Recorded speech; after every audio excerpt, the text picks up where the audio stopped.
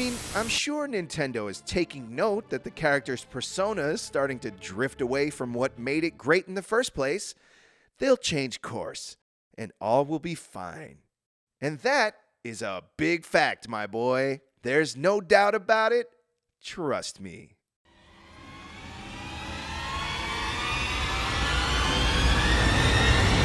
Oh, god damn it. Why we all love Samus from Metroid and how she was almost forgotten. Hey guys, it's One Track Mind, and welcome to a brand new video. So let's talk about Samus. I used to be obsessed with Samus as a lead flagship video game hero. I almost got a Samus tattoo. It was going to be from the Nintendo Power Super Metroid comic. I drew pictures of her. I played Super Metroid obsessively. I played Metroid 2, if you can believe that, obsessively. I played Metroid Prime, the first one, obsessively. I loved the games, the story, but mostly, I loved Samus. And who wouldn't? Listen, there's something about the strong silent type that I like in any hero. Samus dropped in, overcame tremendous odds, and ultimately accomplished her mission every time.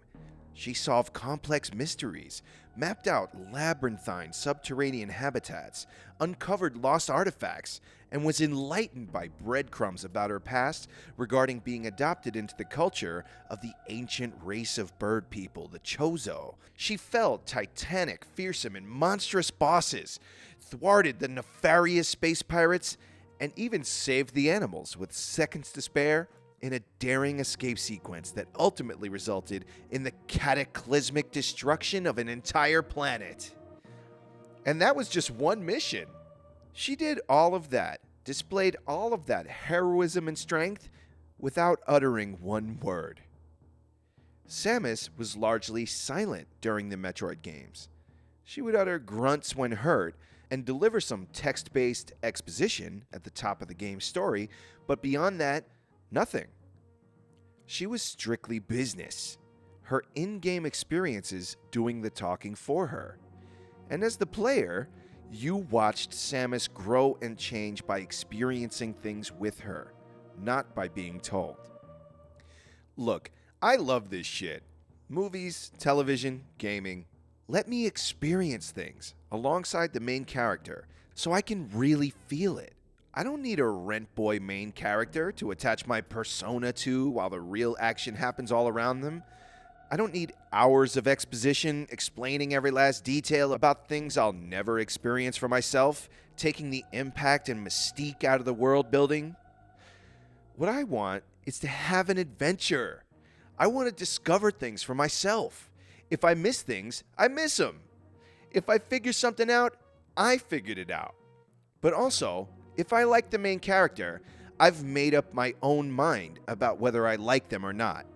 I'm not basing my opinion on what I've been told about them, what they've done, or what they're destined to do.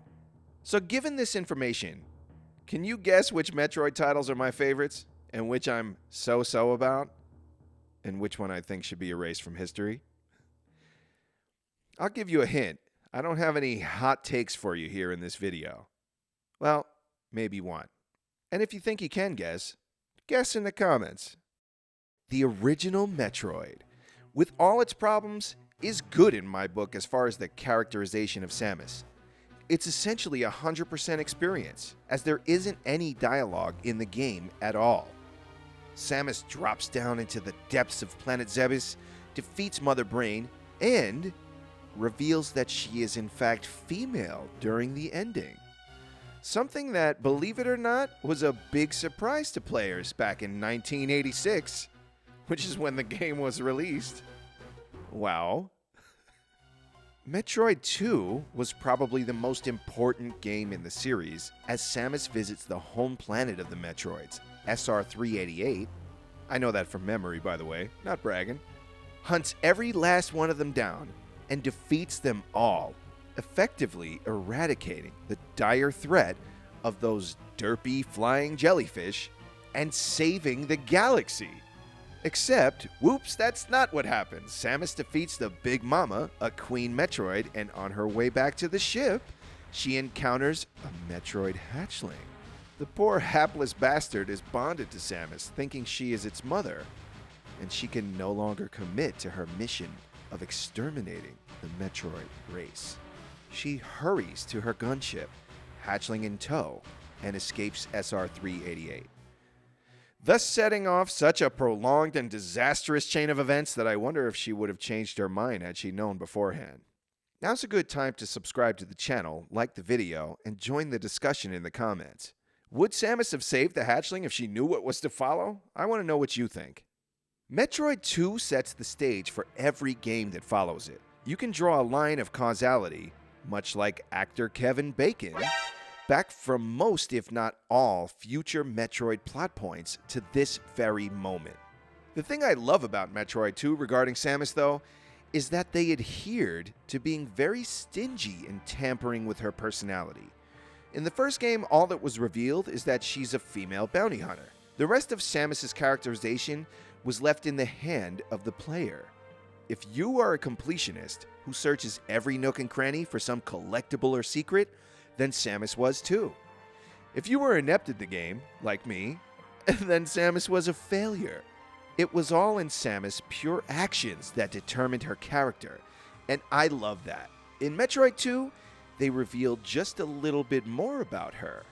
She is compassionate, despite being a hardened spacefaring mercenary. She related to the plight of the Metroid hatchling, probably due to being an orphan herself, something revealed later on in the Nintendo-powered Metroid manga, and despite the risks, allowed it to accompany her as she escaped SR-388. This subtle, but ultimately far-reaching, characterization of Samus gave us a lot by doing a little. And again, as far as my tastes in writing go, this is masterfully done. But in my opinion, the perfect balance of hands-off storytelling and gaming came to us in Super Metroid. Samus gives us a brief rundown of the situation before the events of the game start, and a distress call comes in. The young Metroid refugee has been stolen from the Ceres space colony scientists, in whose capable hands it had been left, by the infamous and dastardly dragon-like overlord of the space pirates, Ridley.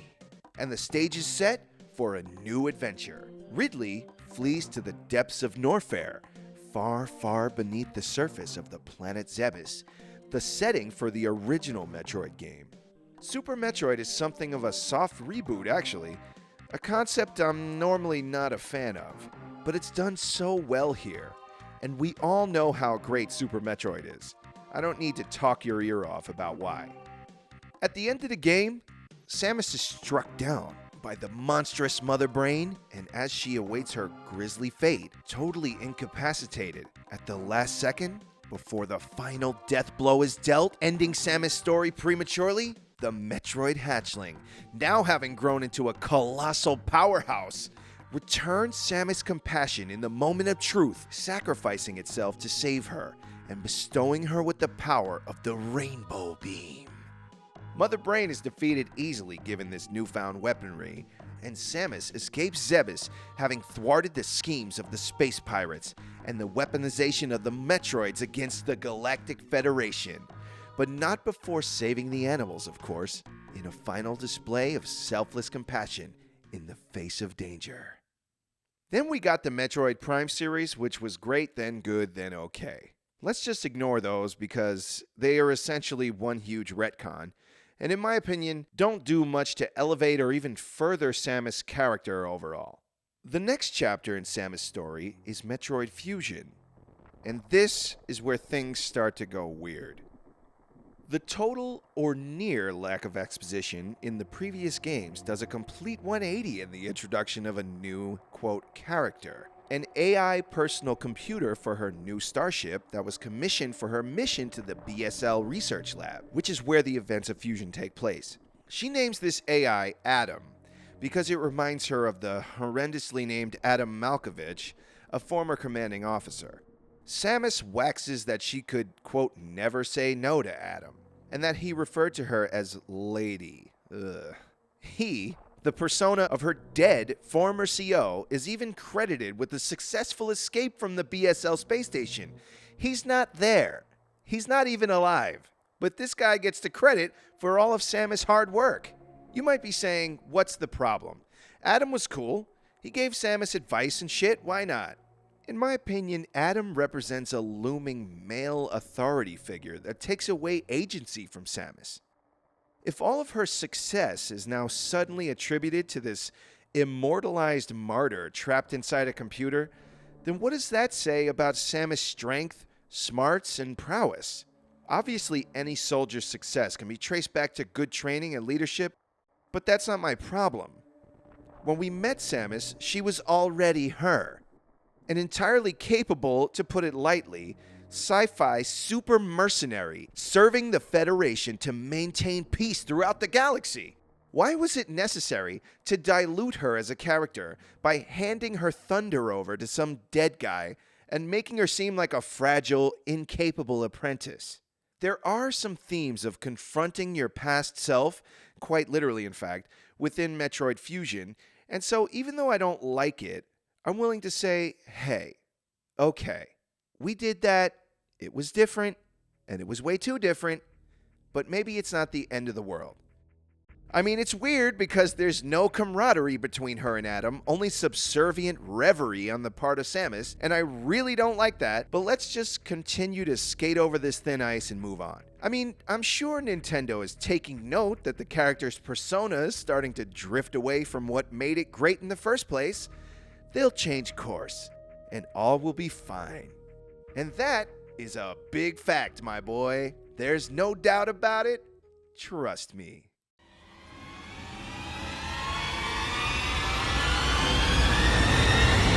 Oh, god damn it. Come on, man. Team Ninja. The clutches of these known creeps are where you're gonna drop off our girl, our hero. You're gonna leave Samus alone. With them? If you're here, still watching this, then you know full well what I'm talking about. And if you're an other M enjoyer, you get out of here, demon. I rebuke you. The power of Christ compels you. Leave the body of this perfectly sensible person because your presence makes their brain no work. Makes them like bad things. Evil things. Spare them. Anyway, I'm not going to go all the way into a breakdown of Other M because frankly, it upsets me. And I rather enjoy writing the scripts to my videos. This is my me time. My zen moment. And I have no interest in ruining that entirely by getting myself super pissed. But because Samus' character is the topic of conversation here, I suppose I have no choice. Guess who's back in Other M? Why, it's Adam Bulbaswitch. And my first question, there are so many questions, but my first question is, when in the world does this game take place? Adam is supposed to be dead before the events of Fusion, but doesn't Fusion take place fairly close after the events of Super Metroid? Well, as you'll find out very early on, the Metroid hatchling is already a thing in Other M. So, when exactly did Batter Kitch die? Was it right before Fusion? Because it seems to me, based on how Fusion was written, that her former CEO was a figurehead from her past, long ago. I mean, Samus works alone, with no discernible commanding officer, at least none that micromanaged the minutiae of her missions, for 3 whole games, released within the span of 8 years. This is 8 years of lore that has led us to believe Samus is a solo act. And now he's back, and boy, is he back. I will say this, at least Other M condescends, minimizes, and outright patronizes Samus' character in subtle ways, somewhat similarly to how previous games characterized her through what the player experienced alongside her. Well, maybe they aren't subtle, but they aren't direct. Well, not all of them are direct. Okay, moving on. The distress call that kicks off the story comes from a ship called the Bottle Ship. You get it? 'Cause baby? 'Cause Other M? Put the M in front and it says mother. The theme is that suddenly Samus has separation anxiety from her now jarringly designated baby. She does not shut up about this baby all game. She's devastated. She's traumatized, and it makes no fucking sense. Samus immediately, as far as the story goes, relinquishes her care of the Metroid hatchling to the scientists at Sarah's space colony. She dropped it off to be researched, and ultimately left it to whatever fate it might meet at the hands of the staff. This doesn't scream motherly attachment to me. For context, let's go back to Joel. Spoilers for The Last of Us ahead, big ones. I'll tell you where to skip to. Joel, from The Last of Us, lost his daughter early on. Much later, he met Ellie, whom he had no connection with or love for, and over the course of a harrowing journey, developed a fatherly attachment to Ellie. And even though research done on her body, which was inexplicably immune to the cordyceps fungi, could possibly have saved humanity from the calamitous plague, he could not allow Ellie to come to any danger or harm. At the last minute, he busts into the operating room, murders the doctor right before he began his exploratory surgery, and carries the limp, unconscious body of Ellie out of a makeshift hospital, crawling with soldiers in an emotional and daring rescue. A rescue without a great likelihood of success, to put it lightly. Joel was bonded to Ellie, and he would stop at nothing to protect her. Now, Samus tends to be the center of stories that have far less narrative events than The Last of Us, which is fair, but common sense tells me, up until this point, she's just been doing her job. Yes, she shows mercy to the hatchling Metroid, but she also clearly sees the potential benefit to mankind in researching it. And ultimately, she leaves the hatchling with the scientists, come what may.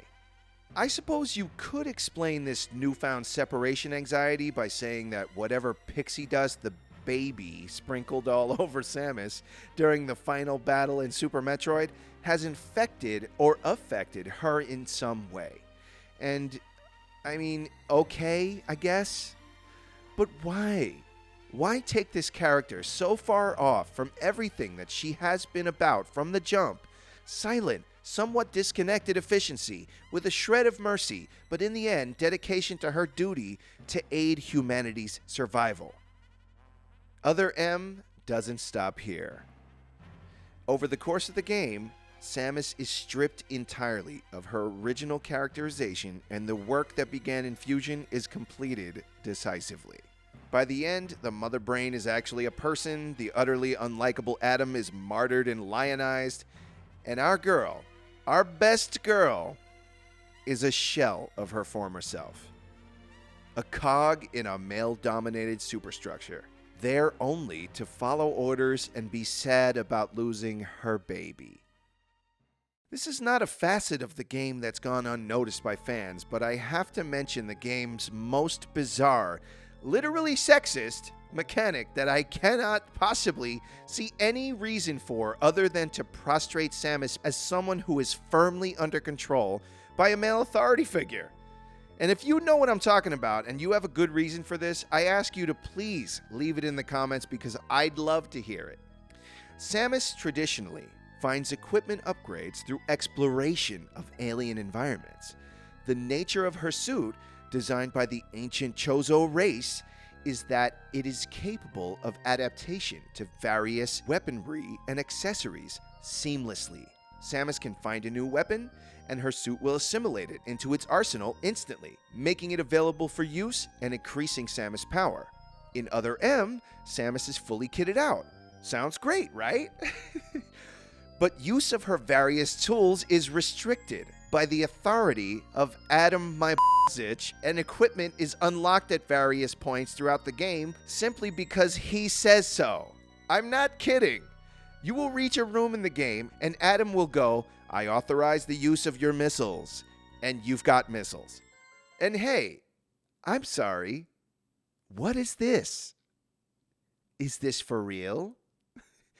This is the most backhanded sexist shit ever. And how could we do this to her? No, I'm serious. How could you demoralize a beloved, powerful, independent character, literally, not because those are buzzwords, but because it's true, that's brought sales, notoriety, and credibility to an already great lineup of iconic video game heroes, but also great and lasting memories to gamers, some of whom have been sharing adventures with Samus for 24 years by this point. There's so much more to cover here, but I can't, dude. This shit makes me so mad. It's so unnecessary. It's inexplicable. I hate it. I wish it never happened. Hopefully, Nintendo wishes the same. But what's this? Is there a ray of sunshine peeking through the clouds? What could possibly redeem these awful choices, this writing? How could there be any hope remaining for a character so downtrodden, so battered? Surely Samus is finished. There's no coming back from that, right? Enter Metroid Dread. A game with a story that is a bit needlessly convoluted, to be honest, and if you know me, you know I didn't love Dread. And then I didn't even finish it.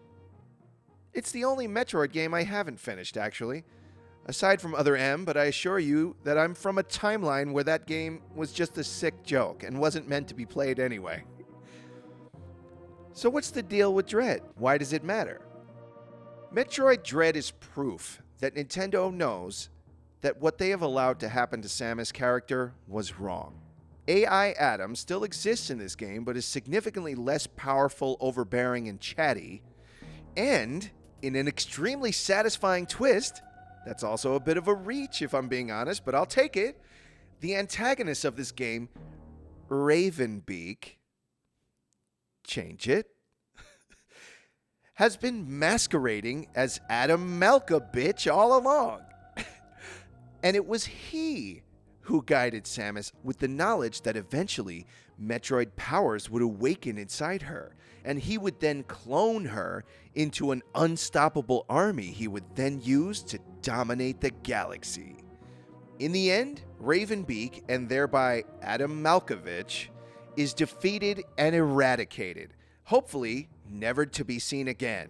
And our hero has her Neo moment, with brand new powers bestowed upon her, now stabilized due to the quiet robe / X-parasite infection. It's a lot, yes I know. She makes her escape, and it's on to new adventures with a clean slate. No more Adam. No more X, hopefully. No more Metroid Baby.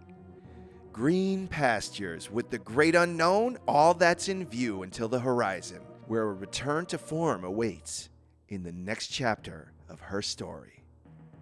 I won't truly feel okay about Samus until her next mission, but I can see that fans and the people who work on this franchise care about it again. And so, even though Dread wasn't necessarily my cup of tea, I'm very grateful that it exists, if only because it served as a worthy redemption of one of my personal favorite characters and an all-time great hero. But what do you think? Do you agree that our girl was in big trouble? Or have you stuck with Samus all along and never lost faith? Let's talk about it in the comments. Thank you so much for watching this video. My name is One Track Mind. You can follow me on IG, Twitch, and Twitter at One Track Mind TV. Please like and subscribe to the channel for more content, and I will see you all in the next video. Bye-bye.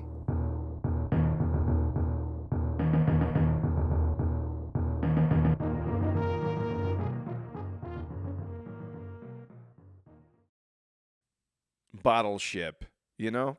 Anyway. Okay, let's go.